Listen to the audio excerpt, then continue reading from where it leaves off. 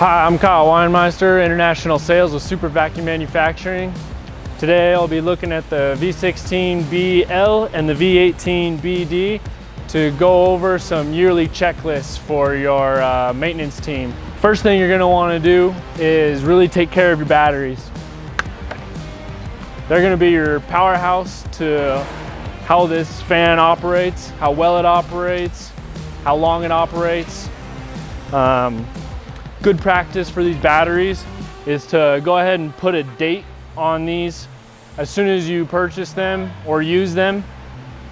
There's a 3-year manufacturer's warranty for both DeWalt and Milwaukee. If you ever have any issues, it's best to contact your regional service center. Those can be found on the website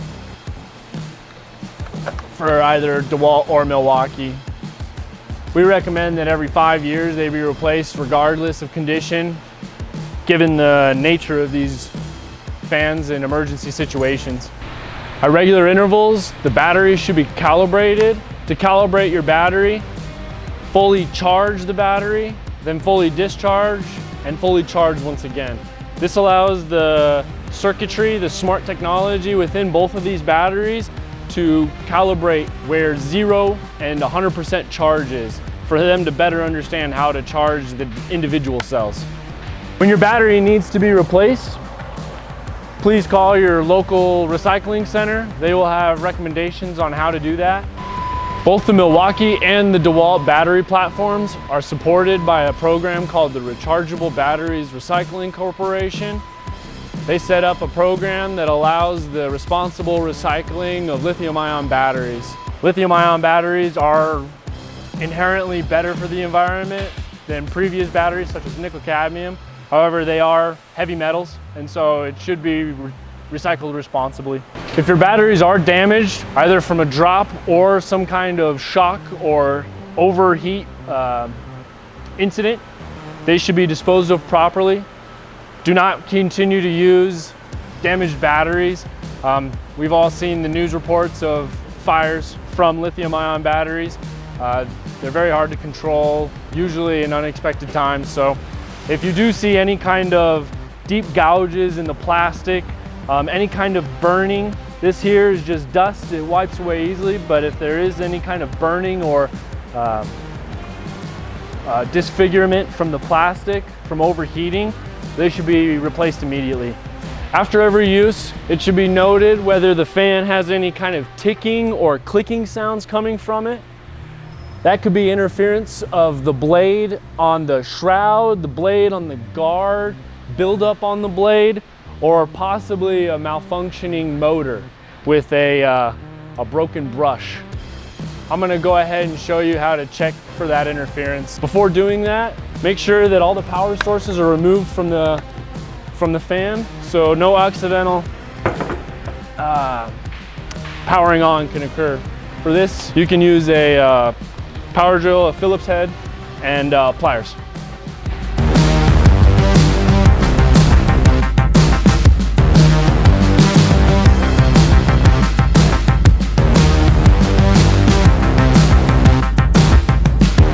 To gain access to the blade,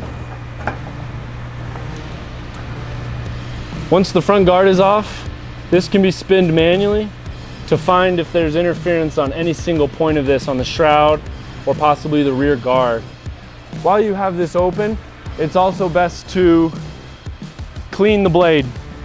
Try not to score or use a screwdriver to damage the blade. Typically, most buildup is on the back side of the blade, so that's where most attention can be paid to.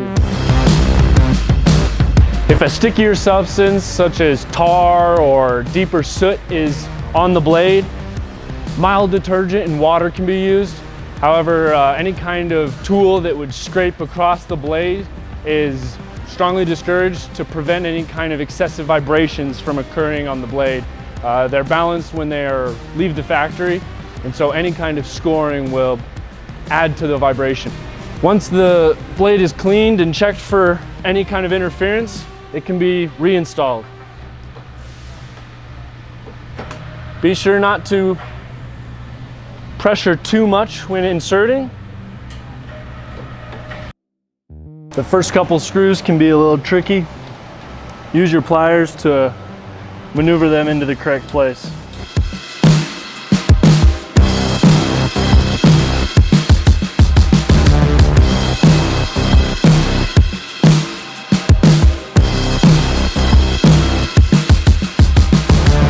Once the front guard is back in place, then the interference can be checked once again.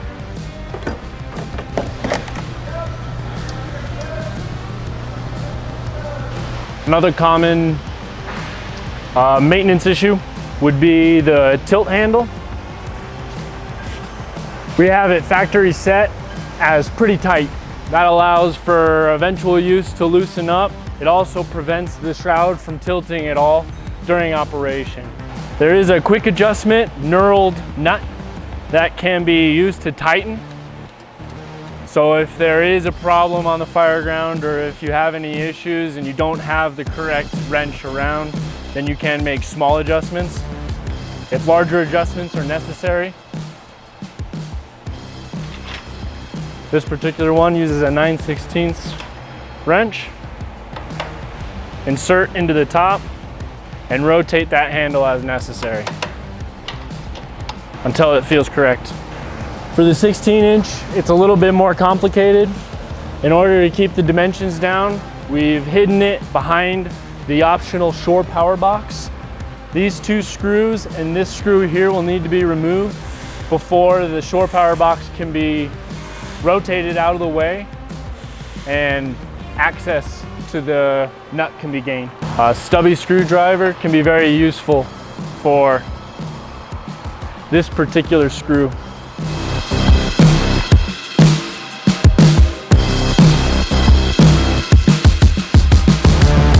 Once those three screws are detached, you will have to remove the silicone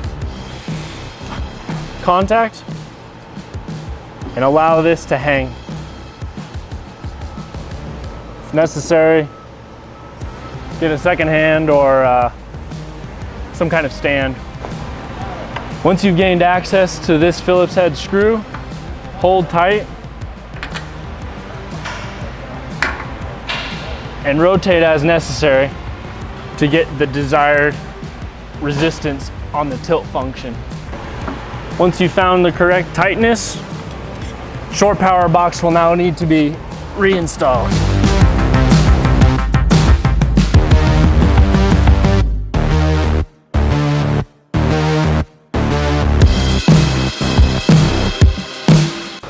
To preserve the waterproofness, this area will need to be re-siliconed as well as from the inside. Maneuverability, so are the wheels wobbly? Are they loose? Do you have any kind of issues with the feet? These feet they're going to take most of the abuse, so you will see these feet wear down as time goes on. They also do take a lot of abuse during placement. If the threads wear out, if these want to wobble out, we have these for replacement. They're a quick and easy solution. We use blue Loctite, but they shouldn't be able to be unscrewed with your hand. What you'd like to do is put a little blue Loctite on that thread and thread it back in, allow it to dry, and that'll be good for another year's use at least. Wheels, these are attached with a bolt that runs the length. If you need to just simply tighten, one can be used. If you need to loosen all the way, then you will need both Allen wrenches. These are good, so I won't mess with them. The handle can also get worn. If this plunger does not go all the way into its locking position, this nut can be loosened.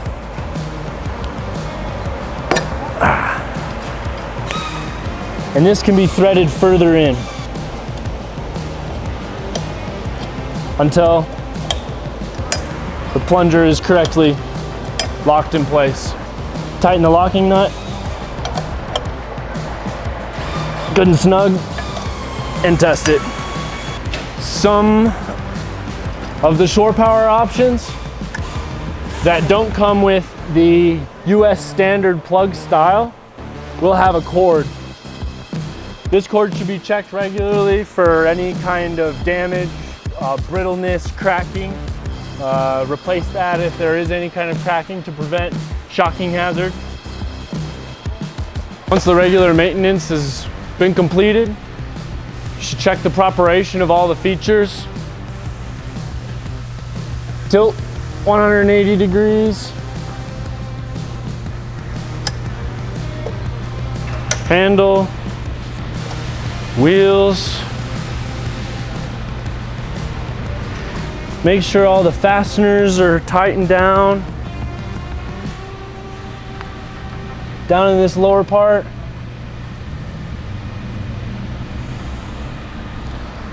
Make sure these guys are good and tight.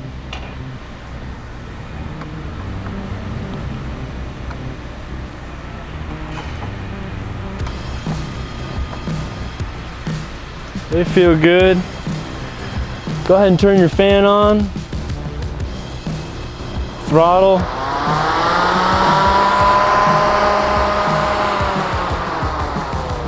Make sure the light works. Power's down. Make sure there's no buildup in the AC plug.